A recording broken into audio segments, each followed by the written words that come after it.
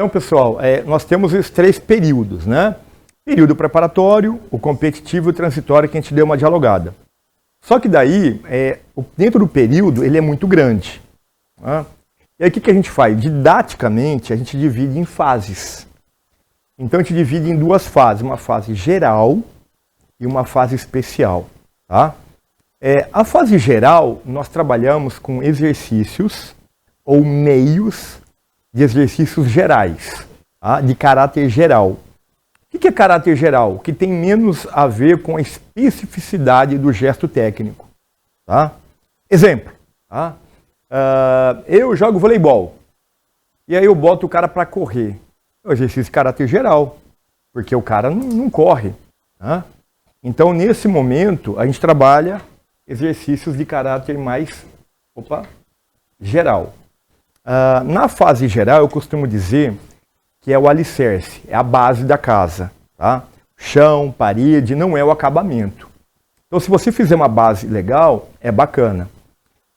A duração da fase geral, eu já vou começar a dar spoiler. A duração da fase geral é especial. Ela depende muito do seu nível, do seu atleta. Exemplo, o Vitor é a primeira vez que ele está periodizando o treinamento. E o Marcos já fez várias periodizações. Tá? Então é o primeiro ano do Vitor e o 10º ano do Marcos.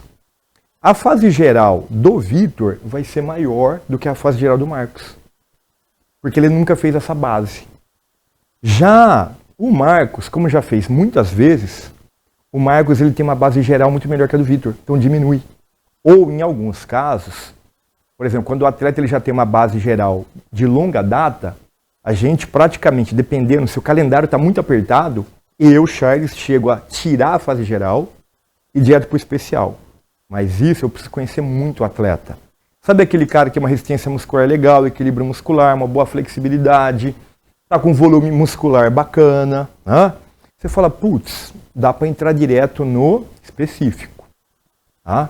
Então tudo vai depender de quem é o atleta. Então às vezes eu monto uma periodização que o cara fala, pô, mas por que a fase geral do Charles para esse cara está tão grande? Por que para esse cara está tão pequena? Porque são atletas diferentes. Quanto mais base eu tenho, menor é a fase geral. Beleza? E quanto menos base, o contrário. Tá? E aí, professor, mas o que eu trabalho em cada fase? Nós vamos conversar. Tá? Os conteúdos de treino. E aí, gente, eu vou relembrar com vocês a Olimpíada de Tóquio, 2020. Lembra? Da pandemia. Lembra disso? Eu participei, acho que, de algumas lives, participei de um podcast, participei de uma entrevista, e os caras me chamaram para falar assim, o que você acha da próxima Olimpíada? Isso foi 2019 para 2020. Como que você acha que vai ser o desempenho dos atletas na Olimpíada? Como que vai ser o desempenho dos atletas brasileiros? E aí eu falei, olha, eu vou falar a minha opinião como pesquisador do treinamento. O pessoal começou, eles queriam uma resposta minha, e eu dei uma resposta diferente.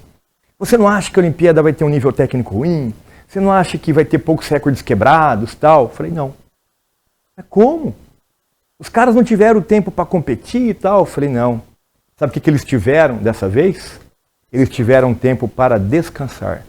Os atletas, pela primeira vez, tiveram tempo para treinar. Porque a pandemia impediu que você tivesse aquela loucura de competições.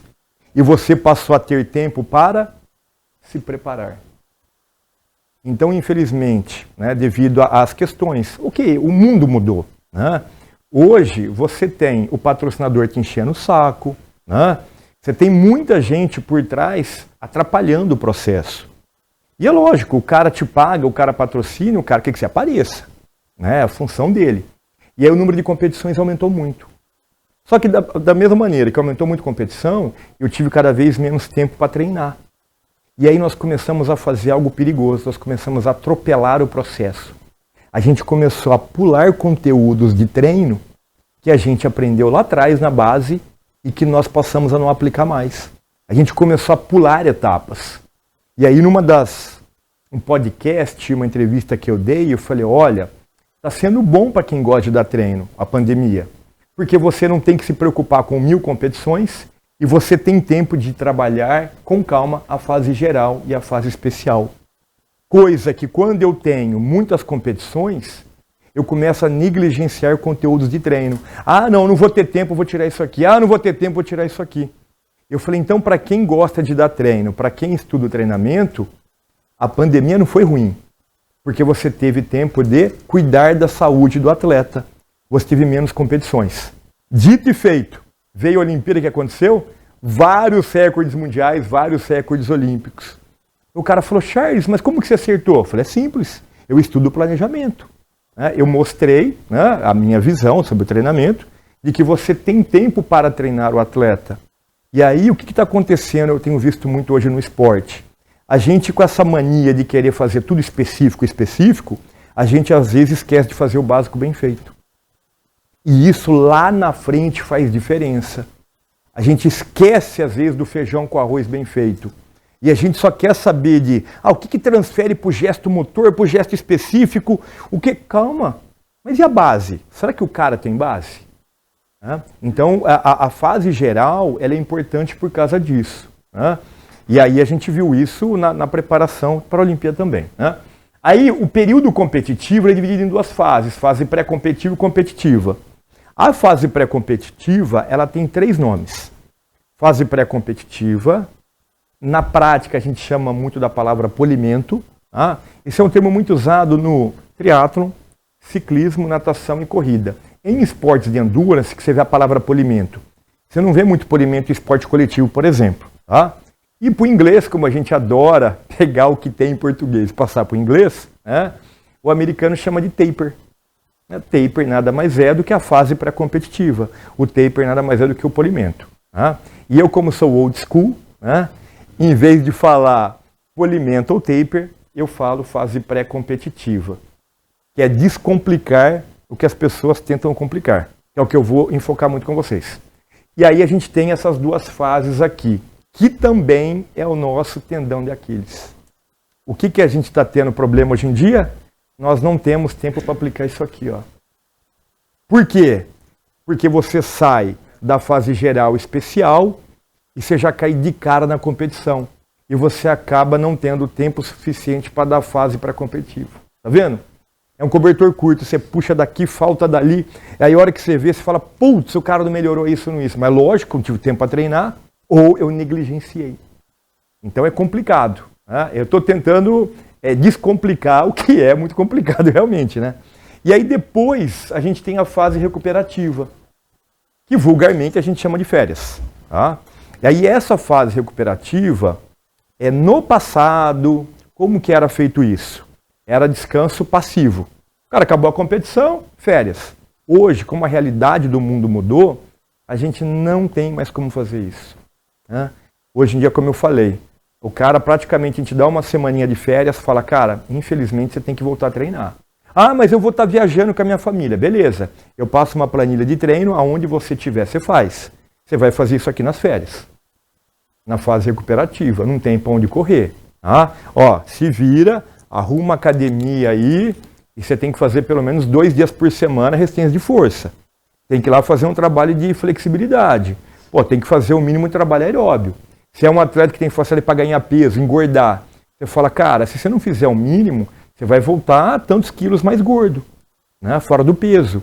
E aí a gente não tem tempo para treinar, a gente não tem tempo para ficar fazendo você perder peso. Então você tem os dois lados da moeda. O atleta que tem facilidade para engordar, e você tem aquele outro atleta que tem dificuldade para ganhar massa muscular. É aquele cara que qualquer coisa o cara começa a definhar. E aí você fala, porra, eu não tenho tempo para dar hipertrofia.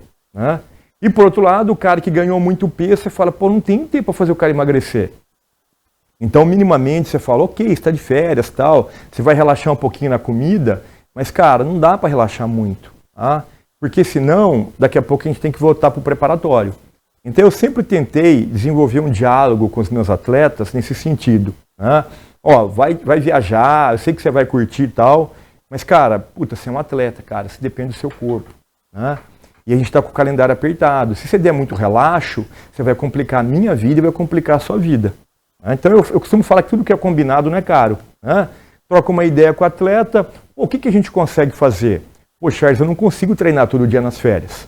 Mas fala real, quando você consegue? 3 eu consigo. Tá bom, tá de férias. 3 dias é melhor que nada, do que ficar todo dia comendo e bebendo,